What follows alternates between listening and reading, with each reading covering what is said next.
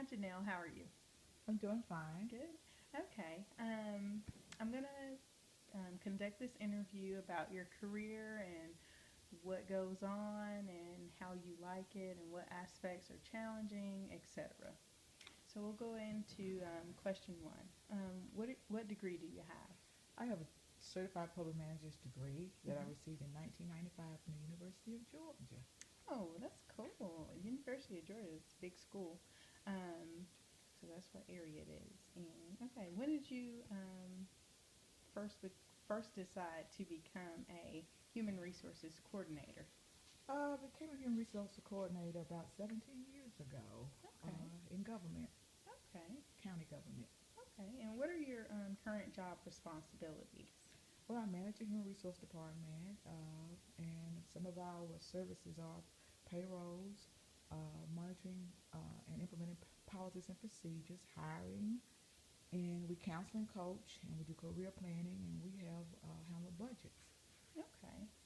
Um, what is your area of expertise? Which one of those items do you like doing the best? Which one is the most appealing to you?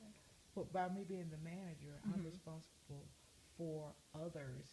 I'm Mm-hmm. responsible for getting work done through Oh, others. okay. Okay, Okay. and being the manager of these services, I have to make sure that they're performed under the county's policies and procedures and under the personnel regulations. Okay, so ethics are important Mm-hmm. as well in this occupation. Okay, what population do you work with? Well, we work with individuals actually seeking employment from all walks of life. Mm-hmm. Okay, also those who have never entered the workforce and those who are working in the workforce. We assist them with career planning, and we also try to retain the employees that we have hired into our organization. Okay. So you work with people from all walks of life. Do you know of any nonprofits that you guys organize with, or may um, people within these nonprofits that want to enter the workforce, such as a homeless nonprofit that has people that are trying to get into the workforce? Do you guys associate with any of those types of nonprofits? Yes, we do work with agencies uh, through the Office of Disability. Those individuals who have disabilities, we do hire uh, in a capacity, part-time capacity or temporary capacity, and we do like on-the-job training. And we actually do work with the judicial system when the community services, we allow those individuals to come in and do volunteer work for us, and they could eventually roll over to actual hiring. Oh, wow, that's wonderful. Okay. Is this a population that you wanted to work with when you graduated? Well, no, not really, because I actually went to school for registered nursing, Mm-hmm. but I was fortunate to obtain a job working in Health and Human Services as an administrator in the Department of Mental Health, Mental Retardation, and Substance Abuse. Okay. So that's what led me from there into human resources because, again, I had to work with people who we did manage health care for, Mm-hmm. and being an administrator, all the services were under me from patient intakes to records to transportation to clothing to feeding.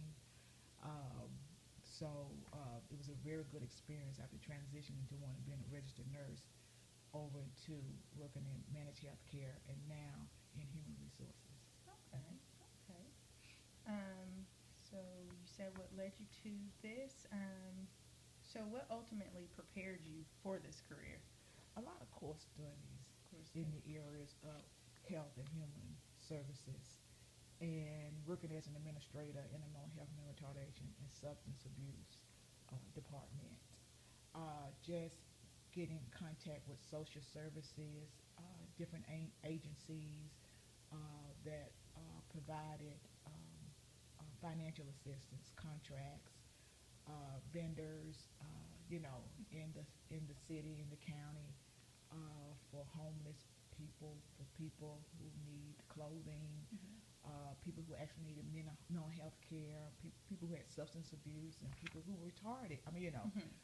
had just disabilities, Mhm. and I felt it just so rewarding. Okay. So with that being said, you recommend someone going into this field to do a lot of networking and field work, as in volunteering with a certain population that they do want to deal with? Would you recommend that, or would you recommend them just kind of, I guess, venturing out in different, I don't know, different, oh Lord, Yes, I would certainly different. recommend because you have child, uh, you have the youth, you have the child and adolescents, then you have the adult services, and then you have the geriatric services. Mhm. So yes, I would recommend them volunteering Mhm. for Red Cross, for food banks Mhm.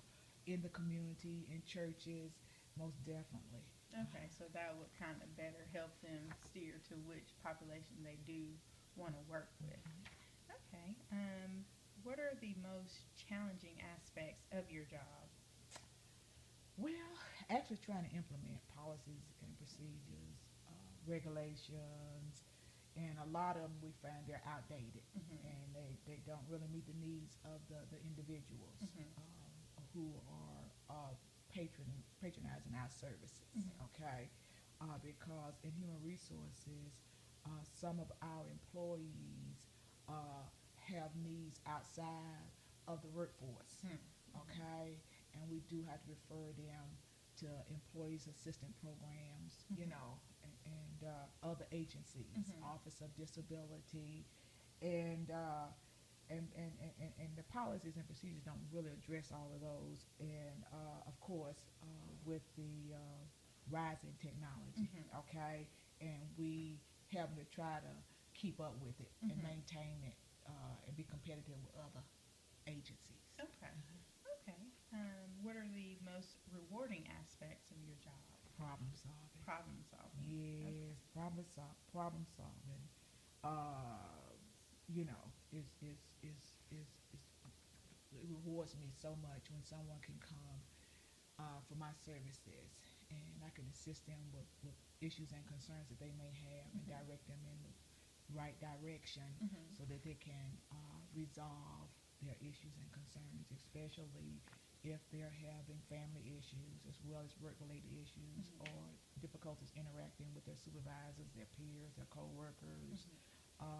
It's very rewarding. Mm-hmm. Okay. So it sounds like to me that your job is pretty much, I mean, everything. You deal with everything from managing to speaking with others with concerns going on with work and all these kind of things, which is awesome. I mean, that sounds great. Um, how would you describe your work setting? And it's inviting, Mhm. it's cohesive, and it's very productive. Okay, Mhm. um, meaning that when I'm delivering services and individuals come into my office for the services, Mhm. they can feel that what we discuss is confidential Okay. because it's very, very important. Mhm. In interacting with them, I have to be very pronounced and I have to be able to have good communication skills with them, Mhm. and I have to have good listening skills in order to listen what their demands are, what their issues and their concerns are, and so that we can come up with an action plan on Mhm. how we're going to resolve it, or how we're going to improve it, Mhm. or how we're going to bring closure Mhm. to an issue and concern that we've been addressing for quite some time. Okay, so that also reverts back to your most rewarding aspect, and that being problem solving. So, Mm-hmm. okay. Um, what advice would you give to an undergraduate student that was preparing for this type of career? Pretty much what we said earlier. Mhm. Okay, they gotta have really good people skills, Mhm.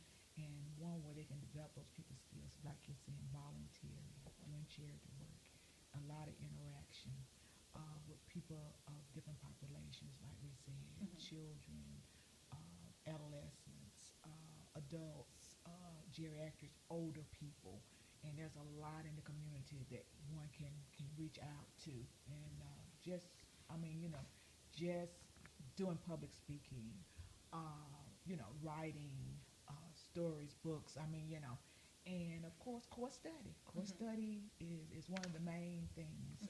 Theory, analyzing. I mean, just being a people person with Mhm. good communication skills. Yes. Okay. Okay. Okay. Well, I appreciate you allowing me to conduct this interview, and I wish you a great evening. All right, and thank you.